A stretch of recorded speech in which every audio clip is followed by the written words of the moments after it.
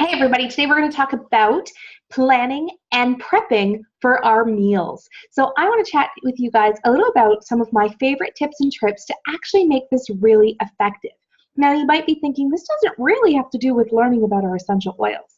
The nice thing is that we're able to learn how we can incorporate our essential oils into our food so that we can get this incredible blast of flavor as well as impeccable therapeutic benefits intertwined together. Now, for me, I am a planner extraordinaire. It's one of my favorite things to do is to plan and be prepared. In fact, when things don't go as planned, I get a little thrown off and I don't know what to do. And that is not put aside from my meal plan. So I love to have a plan in place so that I know what I need to buy when I go to the grocery store. As well as I like to have as much ease as possible. So homeschooling mom is of 4 who runs a business from home. Sometimes the meal prep time is really limited. So if I can plan this ahead, it makes creating these beautiful healthy meals so much easier. So let's talk today about some of my favorite ways to do this. One of these things is cookbooks. I adore cookbooks. I love really great, healthy cookbooks. And so one of my favorite things to do is crack them open and actually plan my meals based on recipes and cookbooks. So it makes it really, really simplistic. So find a couple that you really love. I'm going to share 2 of my absolute favorites with you. First of all, this is one that I've had for a long time. My husband actually bought this for me for our 4th wedding anniversary, the very first time I planted my own garden. It's from Taste of Home. It's called the Market Fresh Cookbook.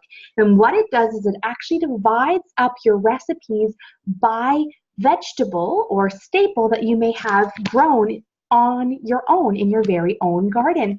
And so it divides it, for instance, by asparagus or apples or squash, and then you're able to go in and then create these incredible recipes based on this.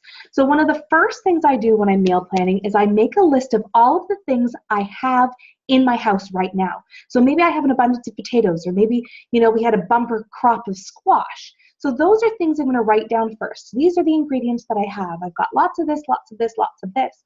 Because the first couple of meals that I'm going to plan, perhaps before I have the opportunity to get to the grocery store, I'm going to utilize the ingredients I already have available at my fingertips rather than having to go to the grocery store and feel like I have to buy all of these things to create these meals. So I start with those, and those ones go early on in my week so I can use up the surplus of things that I already have and maybe get a little bit creative with those. Or perhaps payday is not until Thursday, but you still need to eat Monday, Tuesday, and Wednesday. And so using something like that is a really creative way to do it. How I keep track of this is really simple. It's called the Family Meal Plan, and it's just divided by days of the week and then what I'm going to be preparing. Now, most of the time, I only really prepare on my meal plan my dinner, but there are some meal plans available that you're able to do, and I've just printed this off and laminated it so I could use a dry erase marker and alternate it every single week. And so obviously I'm a little bit behind, but the first categories are kind of just like who's going to be there. So if I'm going to have guests, I'm going to write there's going to be extra bodies there, so I know I have to prepare more food. And if it's going to be like prepared in a special way, sometimes in the summer I actually like to cook over the fire. So if it's going to be a meal that's cooked like that, I've got to prepare myself for that. Or if it's going to go in the crock pot before I leave, I want to be prepared for that. So there's a space to write where this meal is going to be prepared. And then what are you going to actually make? So this is where I'll actually put what recipe I'm going to use. So say this came from page 87. So I try and pick one recipe book for the entire week. So I'm going to go through and I'm going to cook only from this week. And so I know when it says page 87 that it actually comes from this cookbook.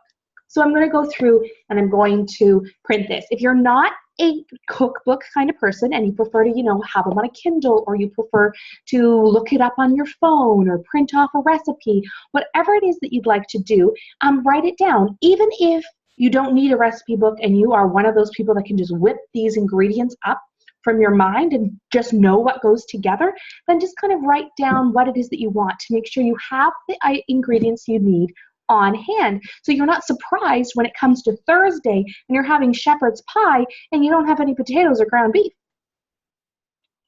Maybe corn? we sometimes want a little bit more than just corn. And so being prepared is fantastic. So write down what you have, prepare the meals that you're going to be selecting, then create a grocery list, ingredients list. I know a lot of people like to flyer shop and use like the Flip app and compare what's going to be on sale, where can I get quality of this, whatever you want to do.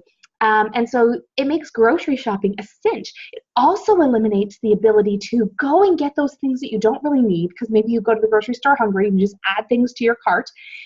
It gives you the ability to be really prepared for what you need, when you need it, and have an adequate list to go forward. So I love this on multiple levels. So now I've got this incredible meal plan. I've gone to the grocery store, or I've harvested my things from my garden. I've got all of these incredible ingredients in front of me.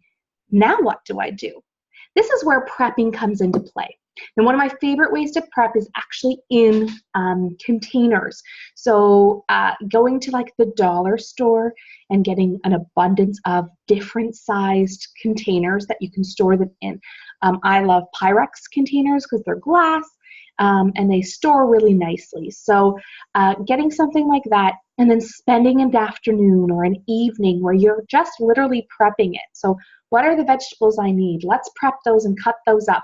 I love this for the meals I'm not maybe planning concrete, like breakfasts and lunch. I love to pre-prep these items. So maybe I like a lot of salads, and so cutting up a bunch of vegetables so they're on hand. I love to eat vegetables, but if I look at a whole head of broccoli, I'm not likely to cut that up and eat it when I'm starving at lunchtime. But if it was already pre-cut, I'd likely grab a handful of broccoli. So knowing what is there, storing those up, pre-cutting them, portioning it out. So maybe you're gonna, buy one of those deluxe boxes of chicken breast, and you're gonna cook them up, 2 breasts per day, one for lunch and one for dinner or whatever. And you're gonna pre-cut those up and portion them. Or maybe there's 2 of you, or maybe there's 6 of you. And so you're gonna take out the amount of chicken breasts you're gonna need, cook those up, pre-portion them so that when it comes to lunchtime, you can literally just grab the ingredients you need, throw them together, and go. If you're working away from home, it's really simple to pack your own lunches when everything is pre-cut. So my favorite way to do this is a Sunday evening. Sundays tend to be our day of rest around here, and so we take things a little bit slower. So I find once my kids are in bed, my husband's watching the hockey game, I have the opportunity to prep the meals that I've planned. I normally do my planning on Friday evening, the reason being that I normally go grocery shopping on Saturday.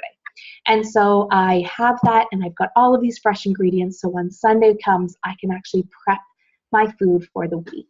So having everything on hand, some incredible cookbooks that you just love the recipes from are really handy to have, and a really simple chart to keep organized. I promise you, the time that you invest in this is going to transform the way you and your family eat, the quality and the stress that you feel. All right? It really helps eliminate the stress at the end of the day when you just are starving and your kids are starving and your husband comes home and he's like, "Where's my dinner?" And you're able to eliminate that.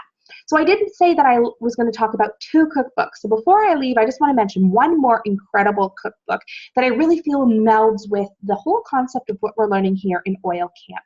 And that is called Oh She Glows. This is completely plant-based. It's got a lot of alternatives if you happen to be gluten-free like my family is as well.